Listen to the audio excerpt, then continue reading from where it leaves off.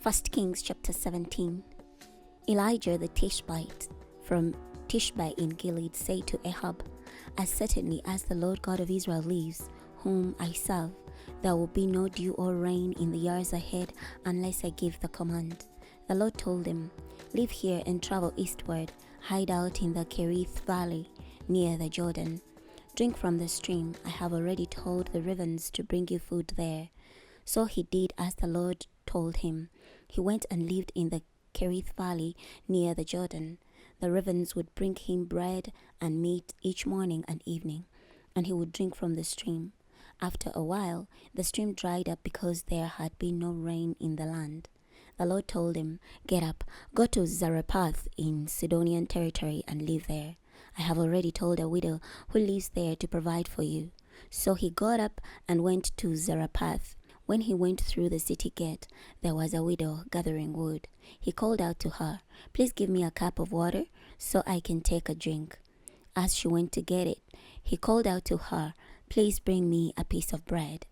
She said, "As certainly as the Lord your God lives, I have no food except for a handful of flour in a jar and a little olive oil in a jar. Right now I am gathering a couple of sticks for a fire.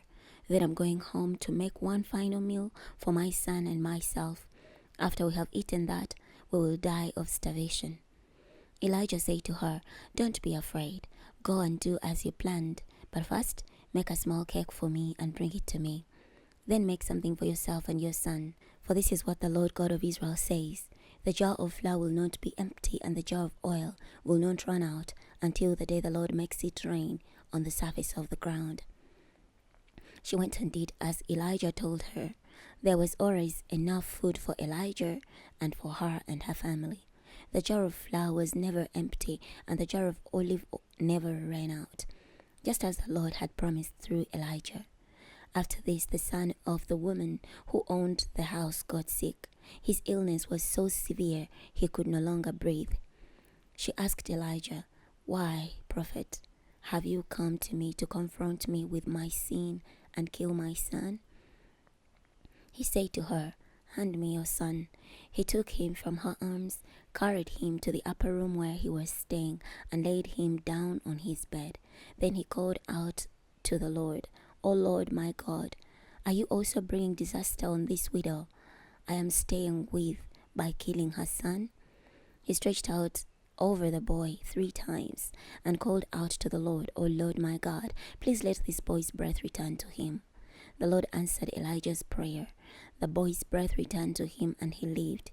Elijah took the boy, brought him down from the upper room to the house, and handed him to his mother. Elijah then said, "See, your son is alive." The woman said to Elijah, "Now I know that you are a prophet and that the Lord really does speak through you." Chapter 18. Sometime later, in the 3rd year of the famine, the Lord told Elijah, "Go make an appearance before Ahab, so I may send rain on the surface of the ground." So Elijah went to make an appearance before Ahab. Now the famine was severe in Samaria. So Ahab summoned Obadiah, who supervised the palace. Now Obadiah was a very loyal follower of the Lord.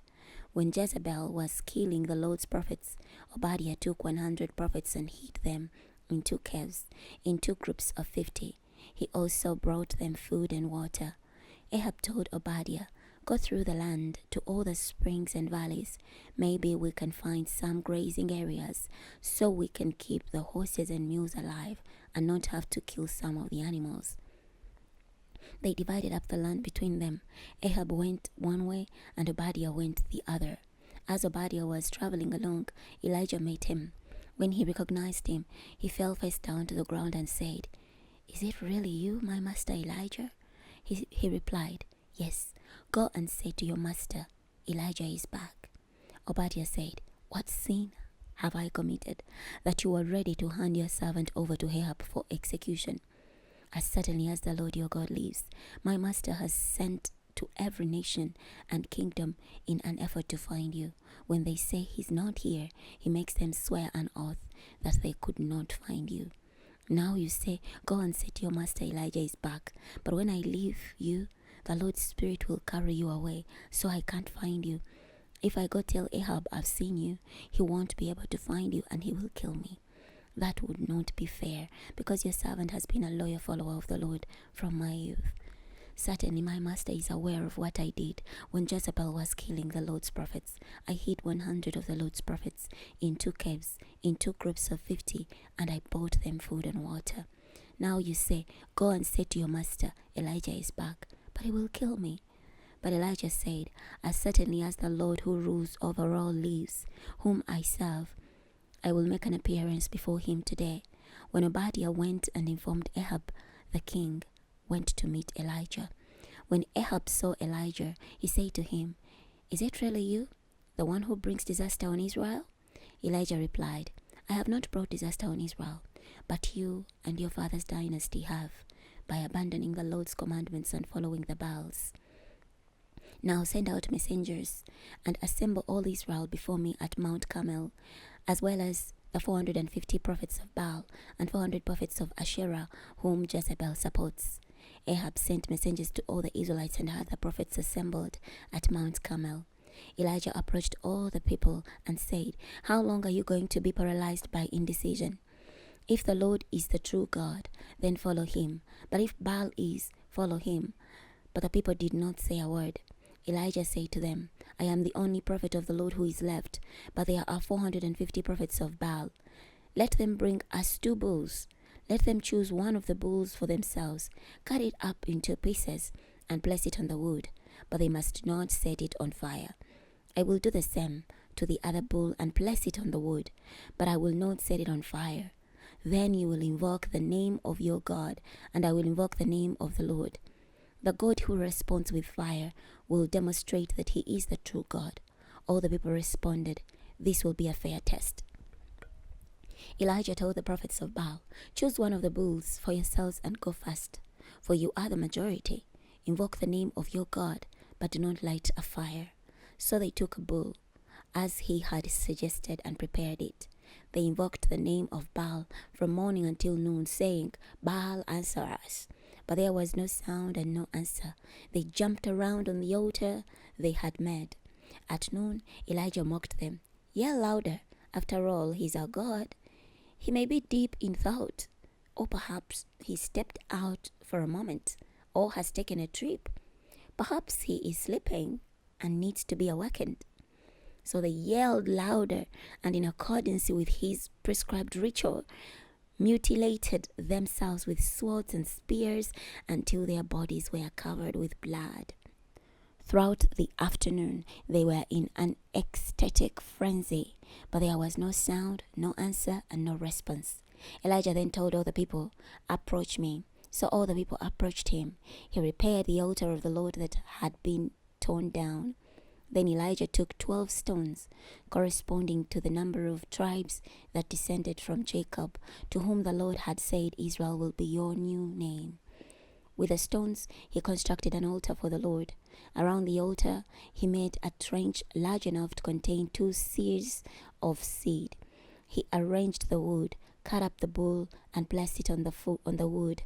Then he said, fill 4 water jars and pour the water on the offering and the wood. When they had done so, he said, do it again. So they did it again. Then he said, do it the 3rd time. So they did it the 3rd time. The water flowed down all sides of the altar and filled the trench. When it was time for the evening offering, Elijah the prophet approached the altar and prayed, O Lord God of Abraham, Isaac, and Israel, prove today that you are God in Israel, and that I am your servant and have done all these things at your command. Answer me, O Lord, answer me, so these people will know that you, O Lord, are the true God, and that you are winning back their allegiance. Then fire from the Lord fell from the sky. It consumed the offering, the wood, the stones, and the dirt, and licked up the water in the trench. When all the people saw this, they threw themselves down with their faces to the ground and said, the Lord is the true God. The Lord is the true God. Elijah told them, says the prophets of Baal, don't let even one of them escape. So they seized them, and Elijah led them down to the Kishon valley and executed them there. Then Elijah told Ahab, Go on up and eat and drink, for the sound of rainstorm can be heard. So Ahab went on up to eat and drink. While Elijah climbed to the top of Carmel, he bent down toward the ground and put his face between his knees. He told his servant, "Go on up and look in the direction of the sea." So he went on up, looked, and reported, "There is nothing." 7 times Elijah sent him to look. The 7th time the servant said, "Look, a small cloud, the size of the palm of a man's hand, is rising up from the sea." Elijah then said, "Go and tell Ahab, hitch up the chariots and go down, so that the rain won't overtake you." Meanwhile, the sky was covered with dark clouds. The wind blew, and there was a heavy rainstorm. Ahab rode toward Jezreel. Now the Lord energized Elijah with power. He tucked his robe into his belt and ran ahead of Ahab all the way to Jezreel. We're going to stop here today. Next time we're going to be starting from 1 Kings chapter 19. I'll see you then.